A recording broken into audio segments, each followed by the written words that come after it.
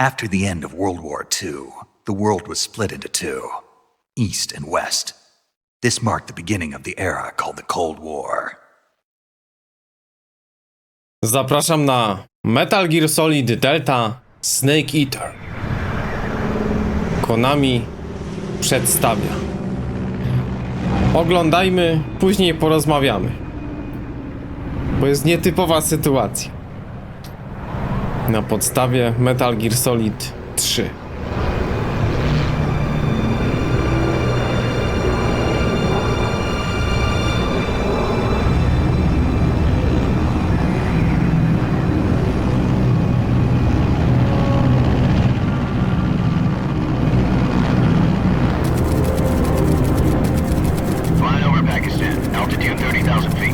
Approaching Soviet airspace. 20 minutes to drop off. Commencing internal depressurization. Equipment check. Arm main parachute. All right. You ready to go?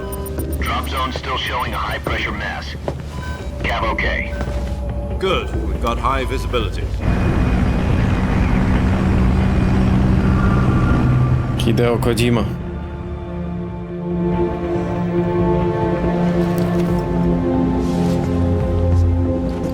Put out that cigar. Connecting oxygen hose to interior connector. Put on your mask.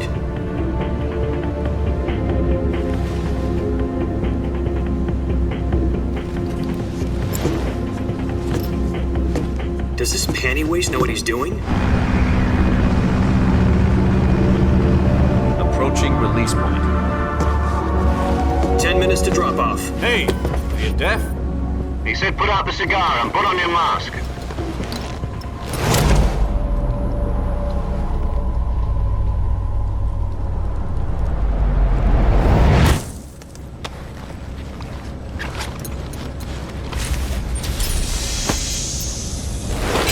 Depressurization complete. Checking oxygen supply. 6 minutes to drop off. Opening rear hatch.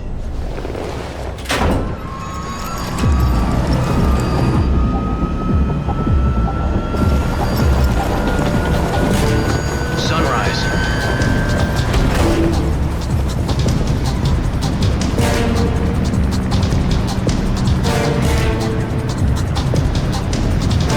External temperature minus 46 degrees Celsius. 2 minutes to drop off. Stand up. You'll be falling at 130 miles per hour. Try not to get frostbite from the wind chill. 1 minute to drop off. Move to the rear.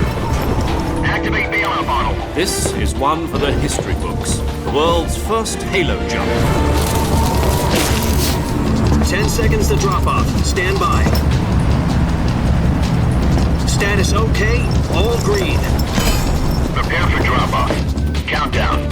5, 4, 3, 2, 1. Spread your wings And fly. God be with you.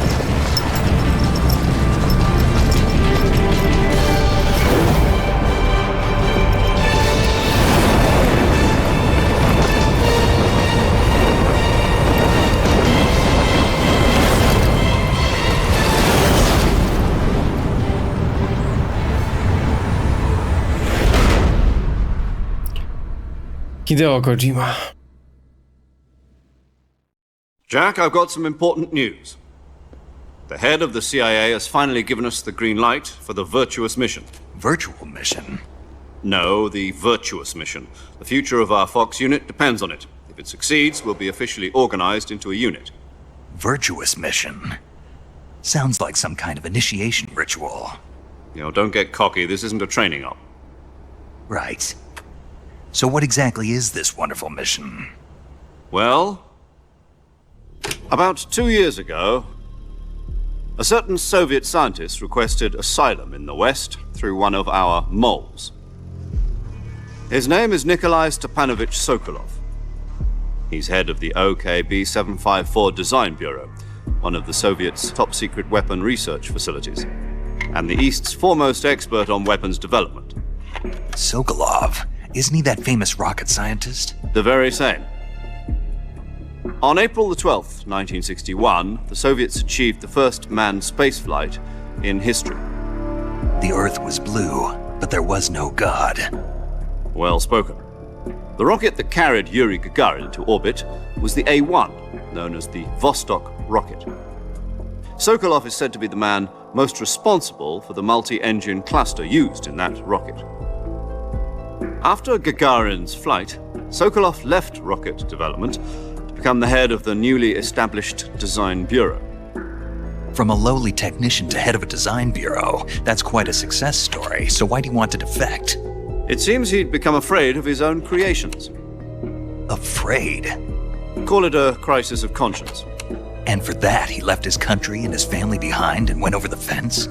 Not exactly. One of his conditions was that his family was also to be taken safely to the west. We used a mole to get the family out first and succeeded in sneaking Sokolov over the Berlin Wall shortly afterwards. I was the one who conducted the operation. The security on the eastern side was still full of holes back then. Then what? We got Sokolov over in one piece, but the whole ordeal had left him exhausted, and we checked him into a hospital in West Berlin. It took him 2 weeks and more than 600 miles to get from the research facility in the Soviet Union to Berlin. He was in no condition to say anything coherent. And it was only a week later that we had something much bigger on our hands. The Cuban Missile Crisis. October the 16th, 1962, President Kennedy received word that the Soviets were in the process of deploying intermediate-range ballistic missiles in Cuba. The President demanded that the Soviets dismantle and remove the missiles. At the same time, he announced a naval blockade to prevent further missile shipments from reaching Cuba. But the Soviets didn't back down, instead placing their armed forces on secondary alert. Soviet transport ships carrying missiles continued on course towards Cuba. US and Soviet forces went on alert for an all-out nuclear war. Frantic negotiations were conducted through the UN's Emergency Security Council and unofficial channels to end the hair-trigger standoff. Finally, on October the 28th, the Soviet Union agreed to remove its missiles from Cuba. And so the world avoided a nuclear holocaust. But in order to get the Soviets to pull their missiles out, we had to make a deal. You mean the one where the US agreed to remove its IRBMs from Turkey? No. The Jupiter IRBMs deployed in Turkey were obsolete, and we were going to get rid of them anyway. They had no strategic value whatsoever to either the US or the Russians. The Turkey deal was a ruse, a cover story that was fed to the other intelligence agencies around the world. So what did the Russians really want? Sokolov. They wanted us to return Sokolov. You mean the Soviets pulled out of Cuba just to get their hands on Sokolov? That's right.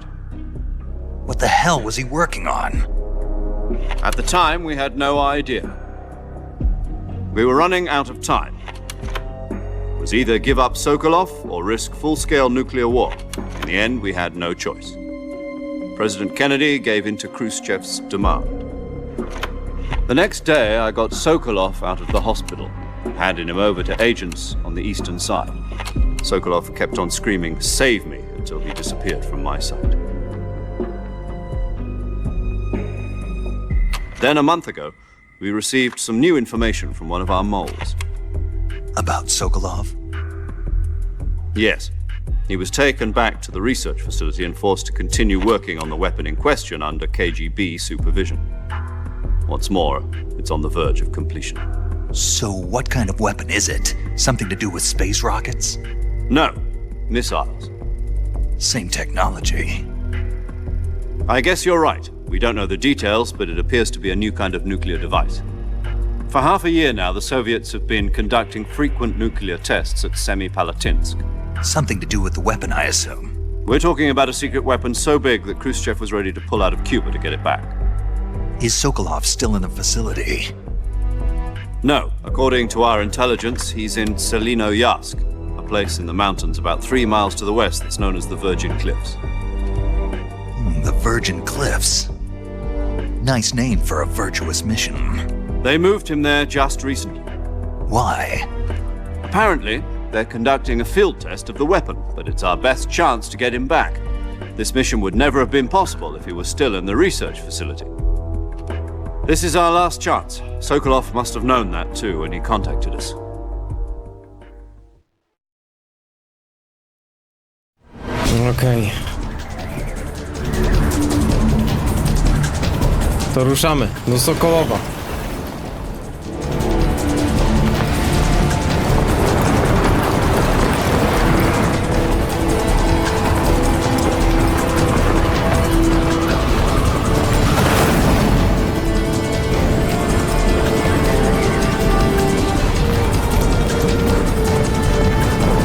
Listen up, Jack. Your mission is to infiltrate Selino-Yarsk in the Soviet mountains, ensure the safety of Sokolov, and bring him back to the west.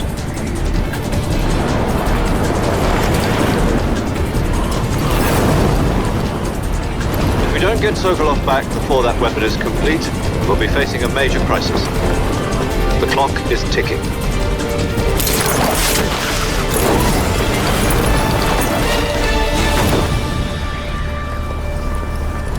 Once we've confirmed the rescue of Sokolov, stand by at the recovery point. A recovery balloon will be dropped at that point. Helium will be pumped into the balloon to inflate it. The process takes about 20 minutes. Once it's complete, a gunship's arm will latch onto the balloon and pull it up. The Fulton surface-to-air recovery system.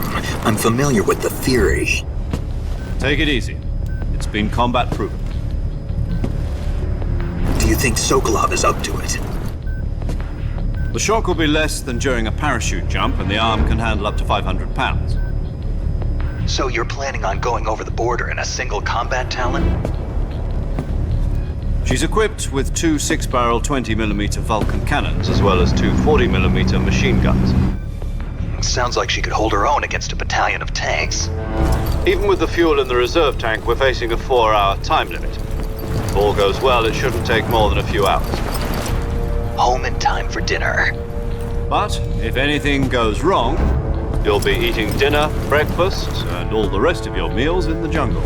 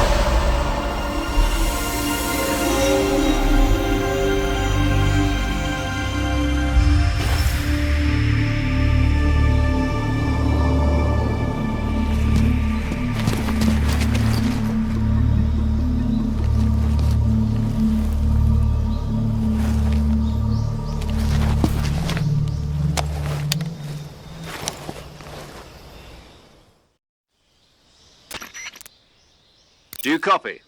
You're already in enemy territory, and somebody might be listening in. From here on out, we'll be using code names to refer to each other. Your code name for this mission will be Naked Snake. I'll be referring to you as Snake from now on. You're not to mention your real name. Snake? Well, you don't like snakes? What do you mean? Well, you've eaten one before, haven't you? In survival training. I'm glad to hear that. I don't know if I'd ever order one in a restaurant, but... Be careful, you might not have a choice. What about you, Major? What should I call you? Let's see. I'll be Tom. Call me Major Tom. This will be a sneaking mission. You must not be seen by the enemy. You must leave no trace of your presence. Is that clear? This kind of infiltration is the Fox unit's speciality. In other words, weapons and equipment are procured on site. That goes for food as well. You're completely naked, just as your name implies. Great. Now I see why you asked me if I like snakes. I suppose calling me Snake was your idea of a joke, too. No, there's a good reason for that. I'll tell you later when the time is right. Gotcha. Getting back to the subject, how exactly am I supposed to feed myself? You've been issued a knife and a tranquilizer gun. Use them to hunt for food. You'll also find some medical supplies in your backpack. Yeah, about the backpack. I lost it in a tree on the way down. I see. Well, you'd better go back and get it then. You know where it is? No problem. I can see it from here. It's stuck on a branch. To climb a tree, stand in front of a tree that's covered in ivy and press the action button. I'll be monitoring your progress over the radio. We can't risk violating Soviet airspace, but I'll be in the gunship. My frequency is 140.85. I'll give you a call if I need to talk to you. If you need to talk to me, use the send function. Okay, Snake, go get your backpack. No to proszę państwa, małe wytłumaczenie, bo to jest nietypowa premiera. Jak widzicie, nie gram jeszcze, ponieważ to jest materiał z odtworzenia. Tak, tutaj mamy materiał z odtworzenia, ponieważ premiera jest 26 we wczesnym dostępie i jak widzicie, początek to są głównie cutsceny. Więc to jest też wierny remake, więc te scenki już w takiej oryginalnej wersji praktycznie były 1:1. Więc zrobimy sobie taki pierwszy odcinek już wcześniej, ponieważ no myślę, że te pół godziny to tu jest spokojnie cutscen, nie? Ale zaraz przejdziemy dalej.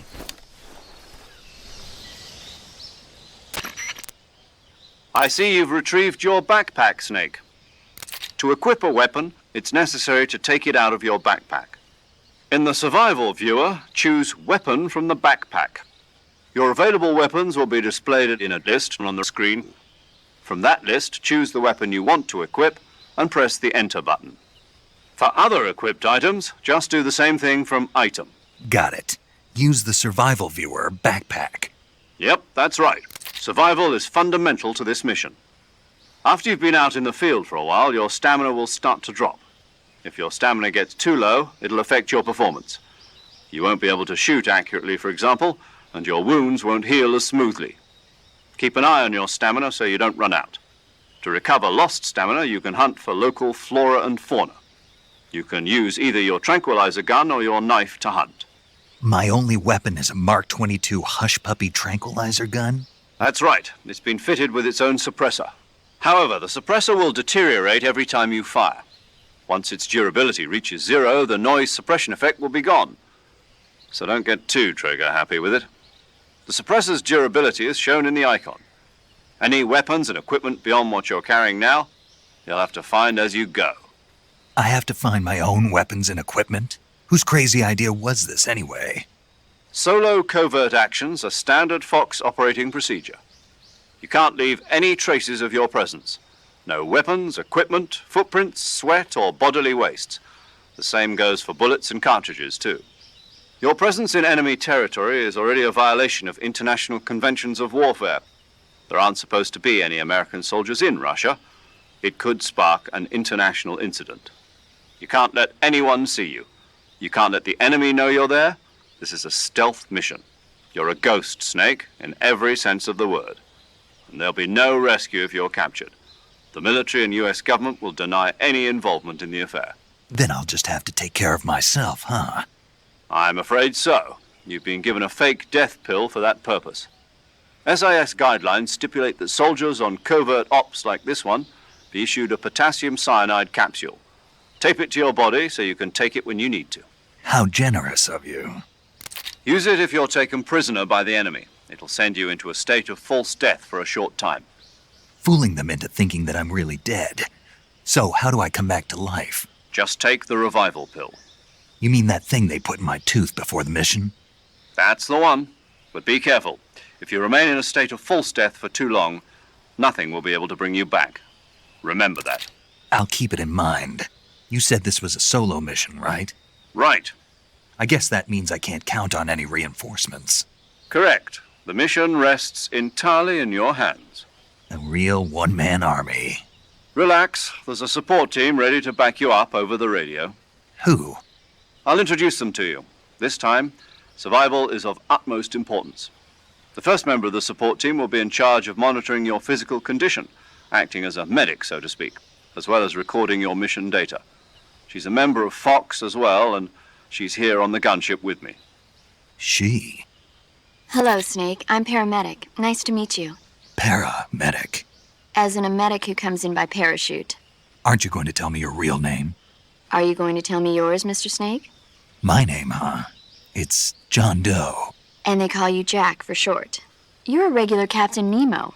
A name means nothing on the battlefield. After a week, no one has a name. What's your name? Jane Doe. Very funny. I wasn't joking, but I'll tell you my name only if you manage to make it back alive. My frequency is 145.73. She's also in charge of recording your mission data. Whenever you want to save, send a message over the reserved save frequency, 140.96. So saving lets me record my mission data. That's right. It also records the state of your health. Good to know. There's one more person I want to introduce you to, Snake. Huh? Speaking of snakes, you remember the boss, don't you? A legendary soldier and your mentor. Actually, it was the boss that got the DCI's authorization in the first place.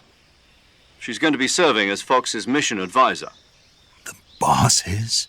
She also helped me plan this mission. She and I were at SAS together. Jack, is that you? How many years has it been? Boss? That's right. It's me. Talk to me.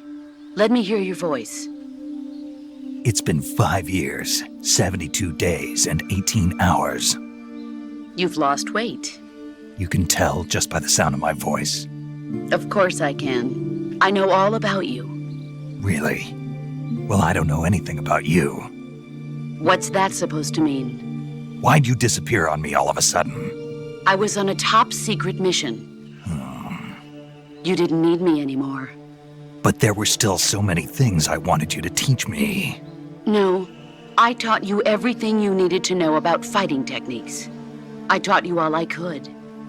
The rest you needed to learn on your own. Techniques, sure. But what about how to think like a soldier? How to think like a soldier? I can't teach you that. A soldier needs to be strong in spirit, body, and technique. And the only thing you can learn from someone else is technique. In fact, technique doesn't even matter. What's most important is spirit. Spirit and body are like two sides of a single coin. They're the same thing. I can't teach you how to think. You'll just have to figure it out for yourself. Listen to me, Jack. Just because soldiers are on the same side right now doesn't mean they always will be. Having personal feelings about your comrades is one of the worst sins you can commit. Politics determine who you face on the battlefield. And politics are a living thing. They change along with the times. Yesterday's good might be tomorrow's evil. Is that why you abandoned me? No, it had nothing to do with you. I already told you, Jack. I was on a top secret mission. A soldier has to follow whatever orders he's given. It's not his place to question why. But you're looking for a reason to fight. You're a natural-born fighter, but you're not quite a soldier. A soldier is a political tool, nothing more. That's doubly true if he's a career soldier. Right and wrong have no place in his mission. He has no enemies and no friends. Only the mission. You follow the orders you're given. That's what being a soldier is. I do whatever I have to get the job done. I don't think about politics. That's not the same thing. Sooner or later, your conscience is going to bother you. In the end, you have to choose whether you're going to live as a soldier or just another man with a gun. There's a saying in the Orient, loyalty to the end. Do you know what it means? Being patriotic. It means devoting yourself to your country. I follow the president and the top brass. I'm ready to die for them if necessary. The president and the top brass won't be there forever. Once their terms are up, others will take their place. I follow the will of the leader, no matter who's in charge. People aren't the ones who dictate the missions. Then who does? The times. People's values change over time, and so do the leaders of a country. So there's no such thing as an enemy in absolute terms. The enemies we fight are only enemies in relative terms, constantly changing with the times. As long as we have loyalty to the end, there's no point in believing in anything, even in those we love.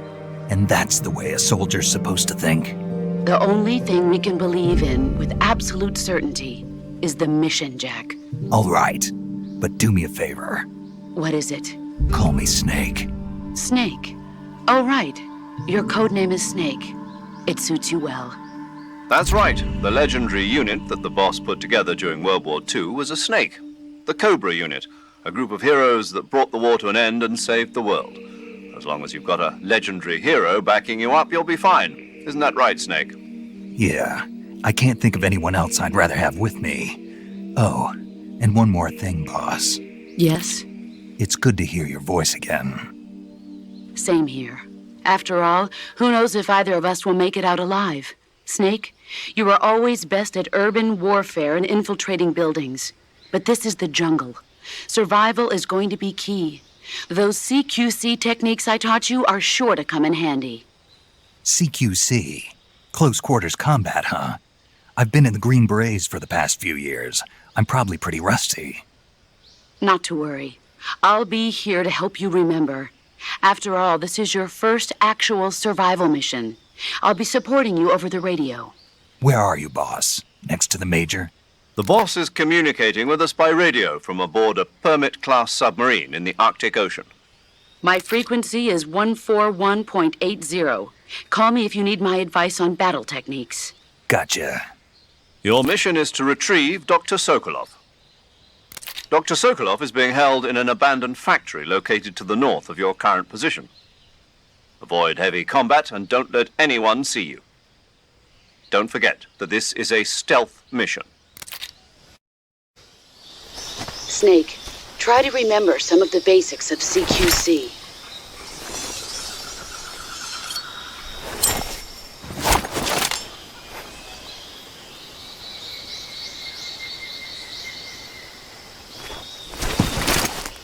Commencing virtuous mission now. Nie, to jest na pewno gra od Kojimy. Na 100%. Proszę Państwa, na początek, najważniejsza informacja, to jest taki pierwszy materiał, ale powiedzmy, że to już jest początek serii, bo tutaj mamy pierwsze pół godziny praktycznie cutscenek, więc to się niczym nie różni, jakbyśmy już grali. O, tu mamy jakieś teraz ubiory różne, tak? Naked, Woodland. O, ładne, ładne. Więc mamy chwilę na informacje. Niestety gra jest w angielskiej tylko wersji językowej, oczywiście innych, ale nie ma tutaj polskiej. Więc będą na razie napisy. Natomiast postaram się, żeby jak najszybciej, jak się uda, zainstalować spolszczenie, które jest możliwe na premierę albo 26, albo 28. Zobaczymy, jak prace będą szły i czy w ogóle uda się to spolszczenie zrobić takie maszynowe, więc też trzymam kciuki, ale jeszcze tego nie wiem, czy będzie to możliwe, bo mamy przed premierą na razie jeszcze kilka dni, ale tu zobaczcie, ile jest rozmów na start, nie? A, tu jest saving, tak? Okej, jest saving. Więc tu oczywiście wam napisy do tego początkowego materiału zrobię, a później zobaczymy już na premierę, czy jakieś spolszczenie, czy po prostu polecimy dalej z napisami. Taka nietypowa premiera, ale jest materiał już na IGN-ie znacznie wcześniej, więc też będzie czas na napisy. No i do premiery zostało no dobrych kilka dni, więc myślę, że taka sytuacja wyjątkowa, ale myślę, że dla was też będzie ok, żebyście już zobaczyli, jak gra wygląda. I to jest wersja PC-towa na 5090. No ale ładnie to wygląda i też czuć, że to jest gra Kojimy, nie? I od razu zaznaczę, że nie grałem nigdy w podstawkę, w tą oryginalną wersję, więc dla mnie to jest totalny sztosik. Ta historia, jak to się potoczy. I to jest początek Big Bossa, nie? Początek. Naked Snake. Kolejny odcinek znajdziesz na środku ekranu. Dzięki za oglądanie i wspieranie kanału. Do zobaczenia.